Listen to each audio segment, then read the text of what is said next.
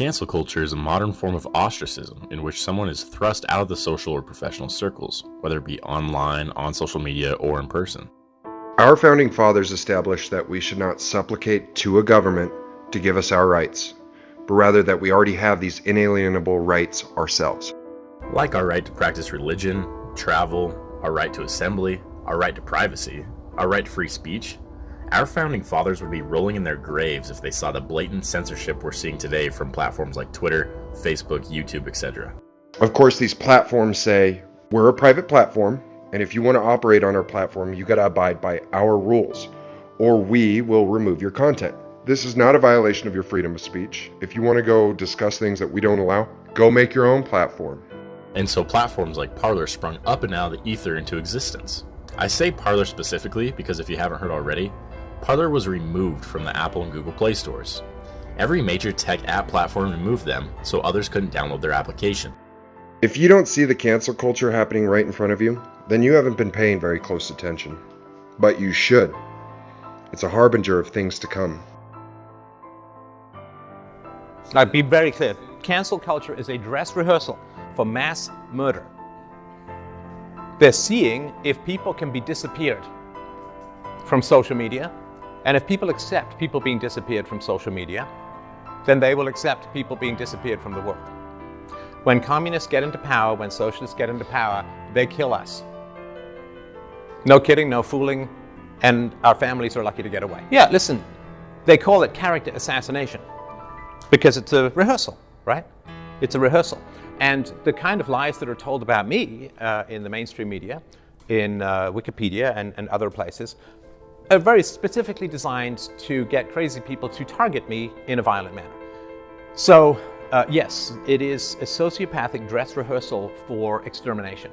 And it's very, very serious stuff because we want to push back while it's still in the form of language rather than wait until it's guys kicking in your door at 3 o'clock in the morning and everybody vanishing. So, yeah, cancel culture is, well, first of all, it's the opposite of culture. See, culture is when you disagree.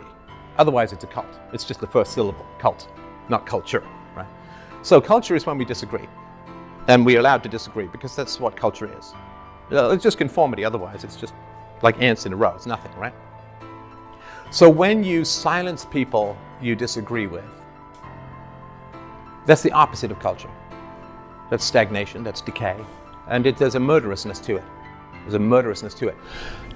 They will charge up words with such negative connotations that when they then attach those words to people, it's like that laser painting for an airstrike, right? So that's, they want to charge up like words like racism, white nationalist, white supremacist, fascist, Nazi. They charge these words, and listen, some of these words have negative connotations for good reason and all that, but they charge these words up to the point where it overwhelms the mob's capacity for reason, and it creates such a level of hatred against those words that then when they attach those words to people, it's designed to call in violence, which is what... See, now race is very clearly defined when it's time for affirmative action. But when whites say, well, we're a race and we have race interest, well, who knows what being white is? It's like, I don't remember that confusion when the term white privilege was. Nobody said, well, you can't talk about white privilege because white is so undefined. It's like, no, white privilege, right? But yeah, when then whites say, well, you know, we're our race and we may have particular considerations, particularly when, you know, there's lots of negative views of whites being pumped out there through the academia and so on. Suddenly white is this amorphous thing that you can't possibly define. You can see Jared Taylor gets hit with these kinds of things as well, right?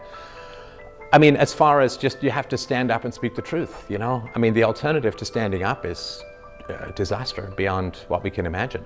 And understand too that so the word racism, it's largely invented and deployed by communists in order to sow divisions between the races, right? So we have people of different races here. We're going to have a pleasant and rational conversation, and I don't care about your race, and you shouldn't care about mine. It doesn't matter, right?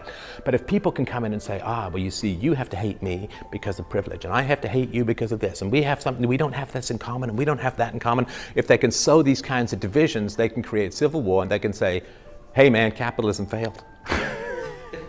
You know, which is like, you know, it's like poisoning your wife and saying, well, I guess she just didn't work out now, did she? A couple of more crunches, she'd have been fine, right? So it's, you know, a multiracial society to me, you know, is fine. But if a multiracial society is then has sows of hostility, hatred, and division sown in, then we're doomed. We're doomed.